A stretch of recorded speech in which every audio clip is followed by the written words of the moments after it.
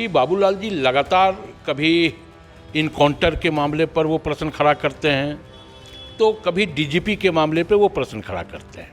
पूर्व डीजीपी अनुराग गुप्ता की सेवानिवृत्ति के बाद भी भ्रष्टाचार का भूत उनका पीछा नहीं छोड़ रहा है और इस भूत को लेकर दौड़ रहे हैं नेता प्रतिपक्ष बाबूलाल मरांडी, जो बीजेपी के फिलहाल प्रदेश अध्यक्ष भी हैं।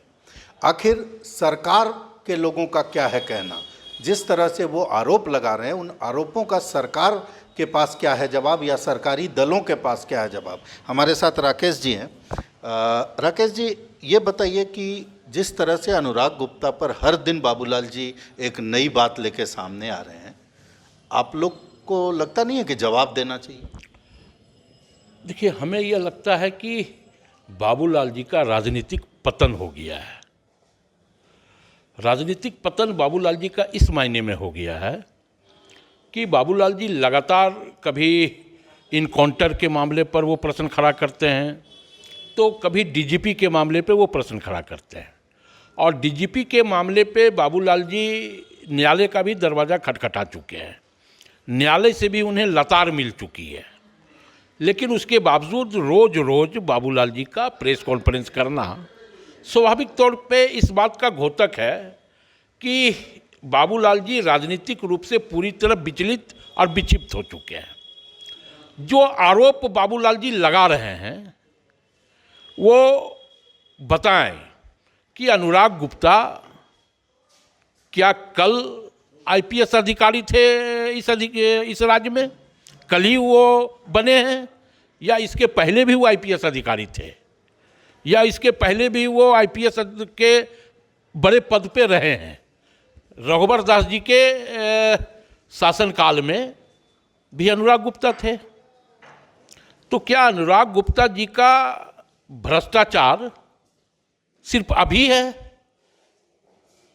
बाबूलाल जी को दिखा जब रघुवर दास जी उनको सहला रहे थे, अनुराग गुप्ता जी को, जब अनुराग गुप्ता जी के साथ रघुवर दास जी गलबैयां कर रहे थे तो उस वक्त अनुराग गुप्ता जी ईमानदार थे। इसलिए हम लोग बार बार इस बात को कहते हैं कि भारतीय जनता पार्टी के पास एक ऐसा वॉशिंग मशीन है कि उस वॉशिंग मशीन में अगर आप उस वॉशिंग मशीन में हो तो आपके ऊपर भ्रष्टाचार का दाग खत्म हो जाएगा, और अगर आप उस वॉशिंग मशीन से बाहर हो तो ये आरोप आप पर विभिन्न तरह से लगाया जाएगा कि आप भ्रष्टाचारी हो। नहीं राकेश जी, एक बात क्या है ना कि देखिए, ये तमाम बातें राजनीतिक दल हैं, आप लोग दोनों, ये सवाल उठेगा। आपने ये बात बिल्कुल सही कही, रघुवर दास के प्यारे अधिकारियों में से थे अनुराग गुप्ता, तमाम बातें अपनी जगह हैं। लेकिन जो आरोप लग रहे हैं जिस तरह से एकदम प्रमाणिक तौर पर नाम लेकर के, तो आपको लगता नहीं है कि, और मुख्यमंत्री पर सीधा निशाना रख रहे हैं कि उगाही नहीं कर पाए इसलिए भेज दिया गया, तो आपको लगता नहीं है कि आपके मुख्यमंत्री को भी इसका जवाब देना चाहिए और ये कहना चाहिए कि भाई इस तरह की बातें करके जनता को दिग्भ्रमित न किया जाए?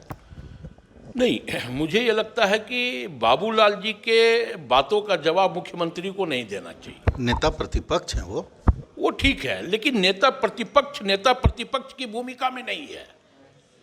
अगर नेता प्रतिपक्ष स्वस्थ लोकतांत्रिक परंपराओं के निर्वहन के लिए अगर जाने जाएंगे तो स्वाभाविक तौर पे ये बड़ी चीज होगी। लेकिन दुख इस बात का है कि इस राज्य में विपक्ष और नेता प्रतिपक्ष दोनों स्वस्थ लोकतांत्रिक मूल्यों का लगातार गला घोटने का काम कर रहे हैं। तो ऐसे में बाबूलाल जी के लिए हम लोग काफी हैं। बाबूलाल जी के जवाब देने के लिए गठबंधन का नेता आए। आरोप तो गठबंधन के नेता पर है, कहाँ कांग्रेस पर वो आरोप लगा?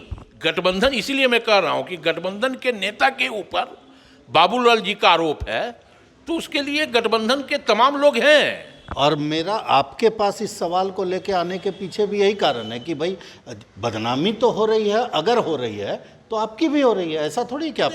बाबूलाल जी की बातों को राज्य की जनता गंभीरता से लेती नहीं है। वो रोज एक ही मुद्दे पे प्रेस कॉन्फ्रेंस इसलिए करते हैं कि उनको ये लगे कि हमारी बात जनता गंभीरता से ले, लेकिन बाबूलाल जी की बातों को इस राज्य की जनता गंभीरता से लेती नहीं है। इसलिए मैं इस बात को कह रहा हूँ कि क्या बाबूलाल जी अपने ऐसा इस राज्य के अधिकारी को समझते हैं कि हम कुतुब मीनार से कूद जाएंगे, भाजपा में नहीं जाएंगे। और जब भाजपा में बाबूलाल जी चले गए तो उसी मुद्दे को वो मुद्दा बना रहे हैं जिन मुद्दों पर कभी बाबूलाल जी झारखंड विकास मोर्चा के अध्यक्ष के रूप में आंदोलन किया करते थे, और आज उनको वो मुद्दा सही लग रहा है भारतीय जनता पार्टी में। मतलब कुल मिलाकर अगर देखा जाए तो इस मामले पर जैसे नेता प्रतिपक्ष आपके गठबंधन के नेता या मुख्यमंत्री पर आरोप लगा रहे हैं वो उस वसूली का, उगाही का, नहीं होने के चलते पद से हटाने का, कांग्रेस पूरी तरह से भ्रष्टाचार के इन आरोपों में मुख्यमंत्री के साथ खड़ी है।